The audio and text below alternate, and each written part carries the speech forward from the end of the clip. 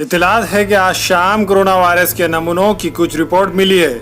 इनमें 4 मरीज corona positive पाए गए हैं। इन मरीजों में बिलाल नगर से ताल्लुक रखने वाली एक 6 साल लड़की, शिवाजी नगर से ताल्लुक रखने वाला एक 62 साल शख्स, गोकुल नगर की एक 58 साल खातून और बोरबैन फैक्ट्री की एक 55 साल खातून शामिल है।